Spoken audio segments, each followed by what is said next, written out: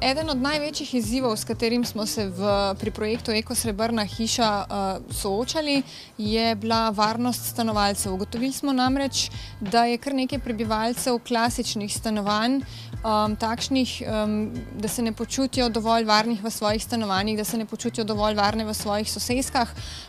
Pri projektu Eko-srebrna hiša smo to v bistvu vse nekako elegantno rešili. Prostor je varovan, cel objekt je varovan, okrog hiše je postavljena ograja, tako da je tudi varovano otroško igrišče, kar pomeni, da recimo mlade družine z majhnimi otroci se lahko tukaj počutijo res varno in udobno.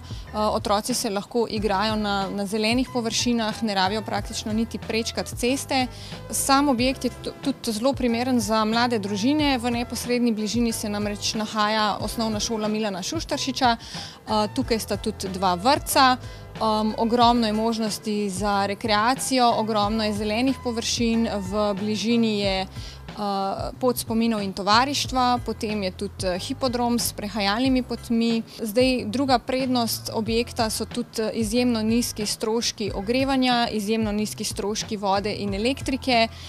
Objekt ima energetsko izkaznico A1, kar pomeni, da so povprečni letni stroški ogrevanja 100 kvadratnih metrov velikega stanovanja precej nizki. To pomeni, da na dolgi rok lastniki stanovanj lahko kar precej prihranijo. Na strehi objekta so namreč nameščeni zbiralniki meteorne vode, kar pomeni, da se vsa sanitarna voda splakuje s to vodo in lahko v bistvu potem prihranimo tudi pri vodi. Skupna elektrika je priklopljena na senzorje gibanja, prav tako tudi hodniki stanovanj. Tudi ko grejo recimo lastniki oziroma prebivalci na dopust, imajo na tablici funkcijo, kjer lahko določijo termin dopusta, kar pomeni, da se v času njihove odsotnosti elektrika izklopi in se na ta način ne porablja brez smisla. To pomeni, da je tudi ogrevanje precej bolj ekonomično in lahko na dolgi rok takoj znižamo stroške ogrevanja in elektrike. Vsi prostori so namreč zelo dobro prezračeni. Vsa stanovanja na Eko-srebrni hiši imajo na zunanji fasadi od parapeta do stropa 3-slojna okna. To pomeni, da so vsa stanovanja maksimalno osvetljena, ne glede na to, ali je to pozimi ali je to poleti, se pravi v vseh letnih časih je osvetljenost res optimalna.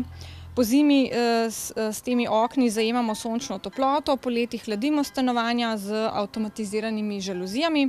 Za zdravo bivalno ugodje je poskrbljeno tako, da so stanovanja opremljena z lastnimi inštalacijami za dovod svežega zraka, ki se preko stanovanjskega rekuperatorja dogrevajo oziroma dohlajajo, odvisno od letnega časa. Stanovanjski rekuperatorji delujejo 24 ur dnevno vse leto, zrak je filtriran in bivanje v teh stanovanjih je precej bolj prijetno, ker se zrak nikoli ne izsuši in tudi ni nikoli prevlažen. To je mogoče lahko ena taka dodana vrednost ali pa en tak velik plus za ljudi, ki imajo mogoče kakšne težave z dihali, kar pomeni, da se res v svojem domu zelo dobro počutijo. Ves sistem deluje samodejno preko vremenske postaje na fasadi objekta in preko lastnih inteligentnih kontrolnih centrov, se pravi preko tablic in preko senzorjev, ki so nameščeni v stanovanjih. Pri načrtovanju projekta Eko-srebrna hiša smo zelo intenzivno razmišljali tudi o mobilnosti. To pomeni, da smo želeli potencialnim kupcem omogočiti čim večjo oziroma čim boljšo trajnostno mobilnost.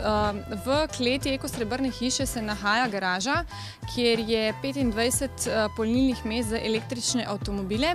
Prav tako pa tudi kupcem stanovanj nudimo možnost najema električnih vozil. To pomeni, da so lahko kupci stanovanj popolnoma neodvisni od lastnega prevoza, se pravi, ni jim treba imeti lastnega avtomobila. Velika prednost je tudi to, da se Eko-srebrna hiša nahaja v neposredni bližini obvoznice, zelo blizu je tudi središče mesta. Okrog Eko-srebrne hiše oziroma v neposredni bližini so tudi avtobusna postajališča, kar pomeni, da so v bistvu prebivalci res vedno v stiku oziroma imajo možnost gibanja olajšano in niso vezani na lastno vozilo.